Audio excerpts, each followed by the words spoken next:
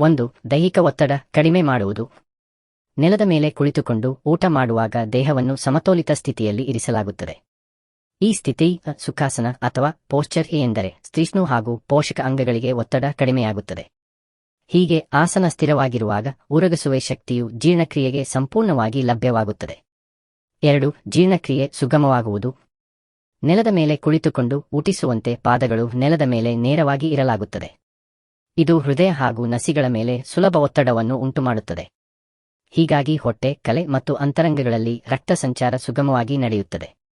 ರಕ್ತ ಸರಿಯಾದ ದಿಕ್ಕಿನಲ್ಲಿ ಹರಿಯುತ್ತಿರುವಾಗ ಆಹಾರವು ವೇಗವಾಗಿ ಜೀರ್ಣಗೊಳ್ಳುತ್ತದೆ.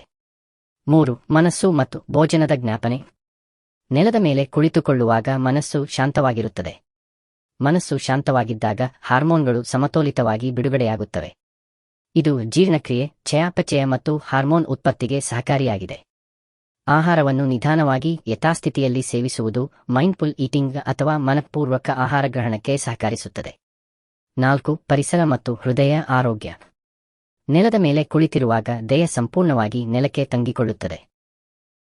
ಇದರಿಂದ ಹೃದಯ ಮತ್ತು ದೇಹದ ಇತರ ಅಂಗಗಳಿಗೆ ಒತ್ತಡ ಕಡಿಮೆಯಾಗುತ್ತದೆ. ಹೃದಯದ ಜಡತೆ ಕಡಿಮೆಯಾಗುತ್ತದೆ ಮತ್ತು ದೇಹದ ಶಕ್ತಿಯು ಸಮತೋಲಿತವಾಗಿ ಹರಿಯುತ್ತದೆ. 5. ಹೈಜೀನ್ ಮತ್ತು ಸಂಸ್ಕೃತಿಯ ಸಂಗಮ.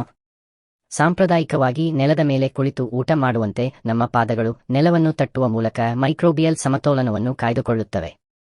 ಇದೇ ಪ್ರಕ್ರಿಯೆ ಹಾರ್ಮೋನಲ್ ಬ್ಯಾಲೆನ್ಸ್ಗೂ ಸಹಾಯ ಮಾಡುತ್ತದೆ.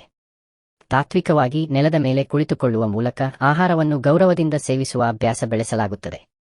6. ಪಾದಗಳ ಪ್ರೇರಣೆಯ ಕಾರಣ. ನೆಲದ ಮೇಲೆ ಕುಳಿತಾಗ ಪಾದಗಳು ನೆಲದೊಂದಿಗೆ ನೇರ ಸಂಪರ್ಕ ಹೊಂದುತ್ತವೆ. ಎರ್ಥಿಂಗ್ ಅಥವಾ ಗ್ರೌಂಡಿಂಗ್ ಎಂಬ ವಿಜ್ಞಾನ ಈ ಸಂದರ್ಭದಲ್ಲಿ ಜಾಗೃತವಾಗುತ್ತದೆ. ನೆಲದ ಶಕ್ತಿ ದೇಹಕ್ಕೆ ಹಂಚಿಕೊಳ್ಳುತ್ತಿದ್ದು ನಶ್ವರ ಉಸಿರಾಟ ಹಾಗೂ ನಿಗದಿತ ಹಾರ್ಮೋನ್ಗಳ ರಿಲೀಸ್ಗೆ ಸಹಕಾರ ಮಾಡುತ್ತದೆ. 7. ಮೈಂಡ್ ಮತ್ತು ಶರೀರದ ಸಮ್ಮಿಲನ. ಹೀಗೆ ಕುಳಿತುಕೊಳ್ಳುವ ಅಭ್ಯಾಸದಿಂದ ಮೈಂಡ್ ಶಾಂತವಾಗುತ್ತದೆ. ಆಹಾರ ಸೇವನೆಯ ಸಮಯದಲ್ಲಿ ಗಮನ ಸಂಪೂರ್ಣವಾಗಿ ಆಹಾರಕ್ಕೆ ಕೆರೆಯಾಗುತ್ತದೆ.